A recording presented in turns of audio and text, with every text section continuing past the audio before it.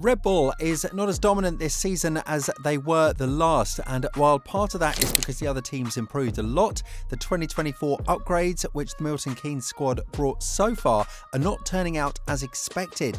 With that said, could Red Bull potentially lose out on one of its titles, or will they end up with the double championship again? Red Bull has failed to win 2 of the last 4 races, leaving fans desperate for a hint of a more competitive season, wondering if something has gone wrong in Milton Keynes. Despite this, it has been refreshing to see teams like Ferrari, McLaren and Mercedes make genuine progress and appear at the front. Last season, it would have been odd to question a Max Verstappen victory given his dominance in 2023. His wins felt inevitable, even on days when his car was slightly less dominant, and this season, the increased competitiveness seems to be due to improvements by the other Big 4 teams. The other factor, though, is Red Bull's own progress, or the lack of it, as they enter a phase of diminishing returns. In recent years, Red Bull's design team has been at the forefront of innovation, particularly with the 2022 ground effect regulations.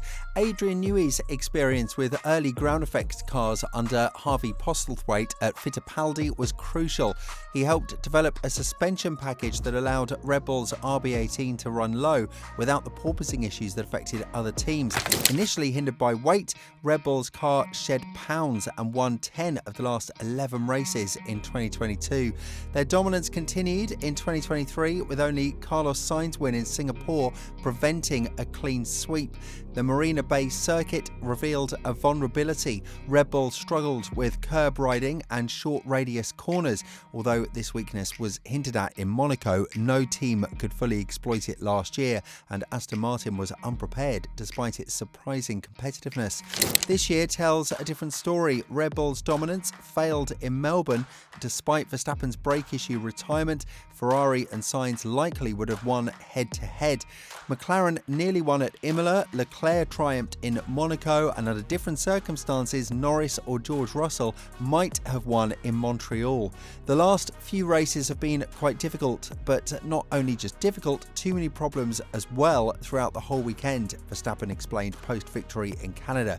So we need to have a cleaner weekend. Even in the race now, we're struggling a lot with the curbing and the bumps, so we definitely have an area we can work on and definitely improve the car by quite a big margin if we can get that under control. Red Bull has identified the same weaknesses that has been prevalent over the past season or two, but there have also been suggestions that its Imola updates have not hit the mark. A new floor and front wing were introduced at the Emilia-Romagna Grand Prix, but the team suffered setup issues over the weekend that were only really alleviated in the gap between FP3 and qualifying. Sebastian Buemi's starring turn in the simulator over that weekend helped to offer some direction, but there has been an admission that its sim setup does not accurately correlate with the real world when it comes to the world of dealing with bumps and curbs. Even Mercedes technical director James Allison believes championship leaders Red Bull may have made a step backward with a recent car upgrade. He expects Red Bull will rediscover its form from the Spanish Grand Prix onwards, when F1 returns to circuits that are more likely to suit the RB20, but said the championship leading team could become vulnerable if it has taken a wrong turn with its development. My guess is that as soon as there's a decent range of cornering speeds, they will be useful again, Allison said of Red Bull, but it does look as if their upgrade was a downgrade, so fingers crossed that will really fuck them up. That makes life hard because the moment you stop trusting your tools, you backtrack and start losing time, and time is your biggest friend and losing it is your worst enemy. But if one thing is for certain about ground effect aerodynamics, that is that the Venturi tunnels need a very stable suspension geometry to function effectively. If the suspension is too soft, the floor often scrapes the ground as the load increases, choking the underbody and causing fluctuations in the mass flow rate underneath.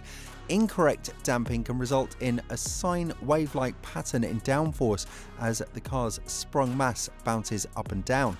Equally, having a stiff suspension provides the necessary stability and keeps the underbody at a consistent height, ensuring predictable downforce output.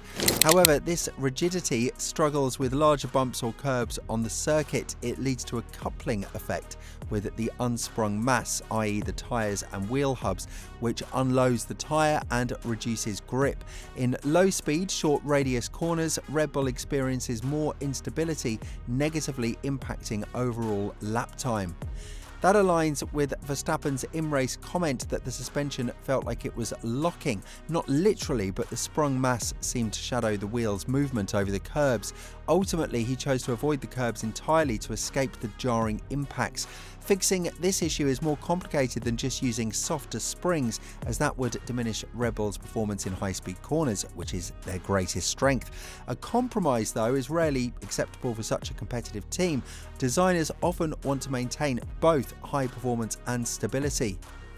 Horner responded to James Allison's comments, saying that he doesn't believe Mercedes is fully back in the game, despite Mercedes being a threat in Canada. Mercedes have always gone well on green circuits and there are no real high-speed corners here, he said. So with the asphalt change, it played possibly to their strengths. So let's see over the next 3 tracks if it is genuine form or if it's a one-off. The upcoming race in Barcelona, now without the awkward final sector, should favour Red Bull. The track's many medium to high-speed corners, turn 3, turn 9 and the final 2 turns will suit the RB20's strengths, making it tough for competitors to keep up due to its aerodynamic advantage. However, this depends on the progress of other front runners and any upcoming upgrades during the triple header. It's hard to fully agree with the idea that Red Bull's upgrades have been complete downgrades, as Allison suggested. It's more likely that Red Bull hasn't advanced as much as other teams on circuits that penalise poor ride quality and lateral motion through corners. We know there are circuits later in the year like Singapore where ride issues could be a factor, but we really expect Ferrari, McLaren and Mercedes, who came into that window this weekend, to be competitive at every circuit, said Horner. Red Bull believes it can address its main weakness without compromising the RB20's strengths. Nonetheless, Red Bull needs to make significant improvements with its next upgrades to stay ahead of the competition. Otherwise, it might appear that the team has exhausted its current design philosophy, because despite having the fastest car, they're not making the most of it as mistakes start to add up, costing the team positions and points.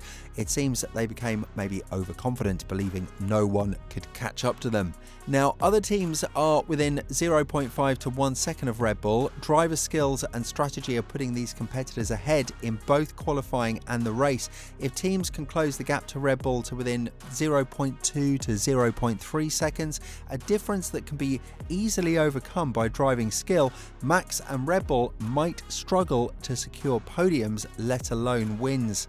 It appears that 2024 might be Max's last realistic chance to win the title with Red Bull Racing, because what he's experiencing now could become the norm next year, and with Ferrari and McLaren on the up, no one will guarantee a Red Bull title even in 2025, and we're not even talking about 2026 and onwards. Teams are constantly evolving, so an upgrade that improves your car by 0.1 seconds can feel like a downgrade if competitors introduce upgrades worth 0.3 seconds. We've observed this phenomenon with Aston Martin. Recently, Red Bull seems to have lost the advantage they had at the start of the season. This was inevitable with the rules remaining the same and restrictions on wind tunnel and CFD hours. In fact, it happened later than expected. Red Bull won 2022 easily, dominated 2023 and began 2024 with 3 1-2 finishes in the first 4 rounds. It took another 4 rounds of upgrades from rivals to close that gap. So the inevitable might really be happening, but we were fortunate to witness some history in the making along the way. What do you think? Is Red Bull's dominance coming to an end? Let us know down in the comments. We'll see you soon in the next video.